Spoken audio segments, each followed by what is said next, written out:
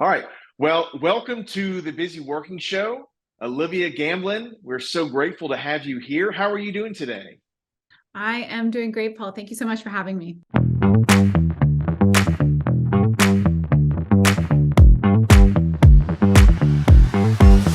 So, you are currently in one of the places that you split time with. Where are you at? I am on the Brussels side of my year. So usually I'm between San Francisco and Brussels. And right now you've caught me in Brussels. In Brussels. That's fantastic. So, what do you do professionally that brings you to Brussels and San Francisco? Well, I am an AI ethicist. I tell people I wear two hats. I'm an ethicist and I'm an entrepreneur, but primarily an ethicist. So I'm in San Francisco, watching and working in the tech sector. Of course, that's where a lot of the hub happens. And then Mhm. I'm over in Brussels because we have a lot of upcoming regulation in AI, and it's all coming out of Brussels. So I'm here around policy and regulation. Interesting. So, AI is obviously just blown up in the Yes. news lately, but you've been doing this for a while. Is that right? Yeah, I'm actually one of the veterans of the space. So I was an AI ethicist before people really knew what that term was. And it's crazy to say that I've been practicing for probably going on 6 years now or so. And that makes me a veteran, which just is a little bit weird to say. Yeah, it does. That's fascinating. So, in this arena, what would you say your superpower is? Ooh, I've never had anyone ask me it that way. I really like that. I would have to say my superpower is being able to inspire and motivate people. Oftentimes, ethics can be seen as a very negative field of I don't want to do things wrong. I don't want to do things wrong. I'm Mm, afraid I'm doing things wrong. I don't want to be a bad person, so on.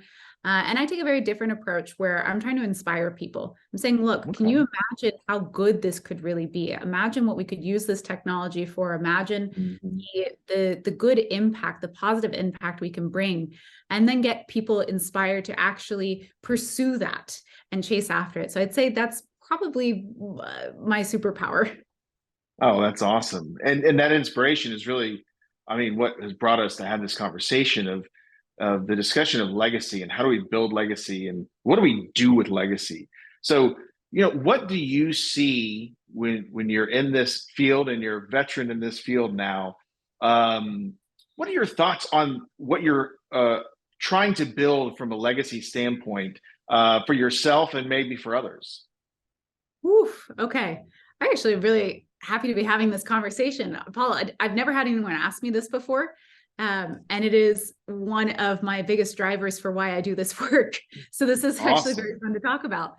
So when it comes to ethics, the legacy that I'm trying to leave here is actually establishing really, let me put it this way. I want to change the way that we approach innovation in technology, making ethics one of the core elements of that, being Mhm. able to branch beyond just a technical, can we do this perspective and more of an ethical, what should we be doing? What can we be Yeah. doing to bring that impact to each other?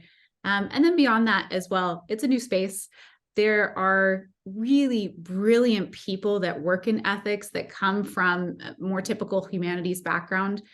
The other Mhm. part of that legacy I want to leave is being able to carve out a very vibrant profession for people that have more of a humanities approach to technology that want to bring in that bigger picture abstract thinking and how we develop our technology. So that twofold, bringing ethics to the core and then carving out a space for more people like me that just want to be philosophers in the day-to-day Yeah. of life. Yeah. Now, along this journey that you're on, who are some of the people or what kind of personalities are you have been with you and that you aspire to from this, standpoint of where you are now and where you're going? So but one of my hats that I wear, I mentioned I'm an entrepreneur. I'm the founder of Ethical Intelligence. And one of Mhm. the most powerful parts of this company is something called the EI Expert Network. We're a global based network of verified professionals in responsible and ethical AI. I give all this preference because the people that have really been with me throughout this journey are the experts. It's been an organic growth of that network. And I like to describe them as my band of misfits. So these are people that sit in between templates, in between categories. I was just speaking with someone today that has a PhD in engineering and a master's in international studies because he felt like it, because it was interesting. Yeah. So all of these experts in this network, they're people that have multiple interests and like making the connections between things and have the inspiration to try and strike it out in a different direction. So they're oftentimes I'm hearing them tell the same story of, I don't really fit in one category. I like doing a lot of things. So I call them my misfits because I myself am a misfit. I like to branch into multiple fields. I like dipping my toes in different directions. So giving that space and having fellow misfits together where you feel, oh, I get it. I get how you work. I get the inspiration that you work with. Yeah, that's awesome. So in this field, as it continues to emerge, one of the things that I've seen that's just a pattern of the people that I've learned the most from are those that are aware of legacy and building a legacy to teach others, but also their involvement from a philanthropic or a community involvement. Now, I'm really interested in your perspective because your community is very vast. I mean, the San Francisco, Brussels, your misfits. So I'm curious to see, how does that play into where you are now and what you're building with your misfits? My misfits.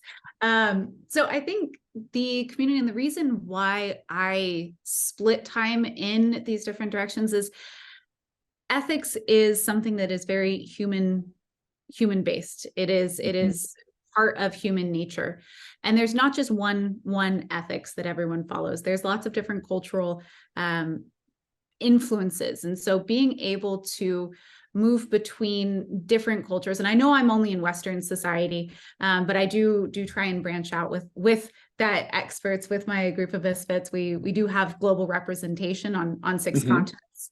Part of that is just being able to see and understand that people come from different walks of life, very, very different walks of life.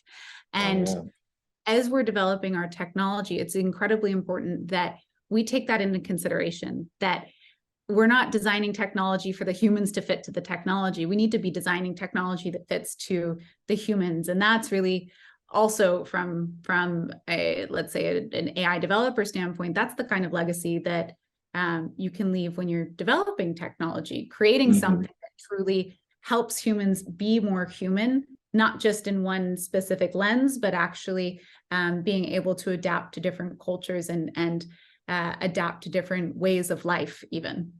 Yeah. So where do you see the next season of AI? I could say the next few years of AI, but things have so dramatically accelerated, at least from a public perception. Where do you see the next season, however long that might be? What does it look like? Well, I am going to say kind of 2 directions that I'm hopeful for. I can't predict the future, but I'm hopeful. I'm an optimistic ethicist, let's say. Yeah. And one of those directions is actually bringing ethics and responsible AI to the forefront of the conversation. So moving it from I care about ethics to I care and I have an action that I am doing. I am actually engaging with ethics work. I'm engaging in these conversations. I'm engaging in how to design and develop technology for all stakeholders involved. So leading that positive legacy as we were talking about.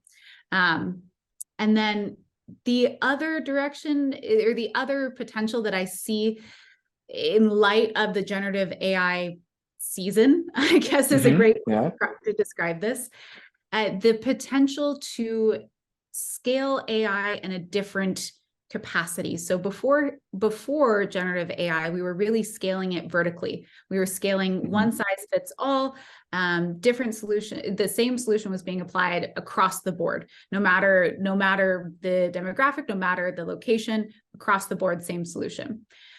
Now, with the customization ability that generative AI brings, I would, I have the hope that that scale will now move beyond just the vertical scale and actually look at horizontal scale. So how to customize and fine tune our models, our products, our technology to fit, like I was saying, specific cultures to better serve people rather than trying to fit the same template across the board. Yeah. Yeah, that's interesting. That's kind of what I haven't jumped too far into the AI world. I do have a friend who's building something. I think it's along the same lines you're talking about. Is basically it starts with the human, and it would start with a video that you or I would create, and then the AI leverages that to expand. But it has to start from that authentic human being first in Yeah. order for it to, and so then that would apply, I think, across culturally, because we don't want to lose any uniqueness to a, from one culture to the next. um and that could be a danger if we're not aware of that and having those conversations. Yeah. Yeah, the differences that we have as people from one culture to the next, that can be quite beautiful, and it's something Hmm. to embrace and not try and iron out and put it into a nicely labeled data set that all looks the same. Hmm. Yes, exactly. Exactly. So if you wrote yourself a letter today and you sealed it up, and in 20 years you open that letter, what Oof. would you write yourself today about your hopes, your dreams? And you know, a lot of people have that perspective of what would you tell your younger self? Well, Yeah. what would you write to your older self? Oof. Well, I have to say, I feel like at this moment I'm going to use the word season again. I'm entering into a new season of my career. I'm about to start writing a book. Cross your fingers for me. This is a huge, Oh. yeah, it's one of those huge, still processing the news kind of scenarios. But I think I right now am looking at what kind of leader I need to be. Um, Hmm. I've worked on this company now for 4 years. We've been through many iterations. We've had strong development. But now I'm really looking at, is the current form the one that is best serving the people that are a part of that network? Is it the one that is able to bring the most impact? I'm not sure. So I think I Hmm. would write a letter to myself in 20 years, with the hope, saying that I hope I have found really the, I guess, vehicle, we'll say, of the type of Hmm. leadership that's needed from me. Yeah. I hope that I have been able to formulate a lot of the thoughts I have around technology and ethics, those crosshairs, being able to formulate it and get that awareness spread. Um, Hmm. I'm not, I I have a theory, or not a theory. I have something I call my name tag dream, meaning Hmm. I want to be able to, in the future, attend, say, a large conference for responsible AI, for ethics, and not have to wear a name tag, because my contribution to the space has me recognized Oh. enough. I don't want to be world famous. I just want to be able to have contributed to my industry and my space significantly, so that that is respected and recognized, let's say. Yeah. Thanks to my 20-year-old self, I'd say, I hope you don't have to wear a name tag. Yeah. Oh, that's interesting. That is really fascinating. I love that concept. So we're gonna have to, well, stamp that on there. That's Olivia's concept. Which, by the way, I have to say, I'm a big fan of the name Olivia, because Thank my you. oldest is also an Olivia, and she's 15, and she's a rising sophomore and curious and really artistic and getting into all this stuff. And so these are the, like, this is, it's part of my inspiration is my kids and seeing what their interests are. But how do we give those good examples and lead them? And I like your perspective on that from an ethical standpoint, because they're what are the kids, young men and women these days have is drastically different than what we had growing up. Yeah. And for the good and for the bad. I mean, there's just so much. I'll give you an example. So one of my children has some weather anxiety. Mm. Well, if we had weather anxiety when we were younger, you'd have to walk outside and see what's going on. Maybe wait for the news to come on. But now you can get 15-minute updates, and so it just drives that. So it's like, it's really wonderful and challenging all at the same time what is available to our children. And I think that's probably part of AI, and maybe something you wrestle with or are leading the charge with Mm. in the conversations you're having. Is that something that you deal with? Yeah, and something that I've been exploring for years now, and I guess I would add to the letter to my 20-year-old self of just being able to better formulate this thought, but it's all around our relationship with technology and being able to understand and have a level of awareness of this is what works for me in terms of that relationship with technology. So for your child with weather anxiety, understanding I don't need to check the weather every 15 minutes. That doesn't have to be my relationship with technology, that I am in control. It is not something that happens to me. It is something that I decide. And I find that especially with younger generations, they have all of this insight and knowledge and power at the tip of their fingers. But being able to help guide them in understanding and achieving a level of awareness of what that means for them, that they need to know everything in the world. That's okay.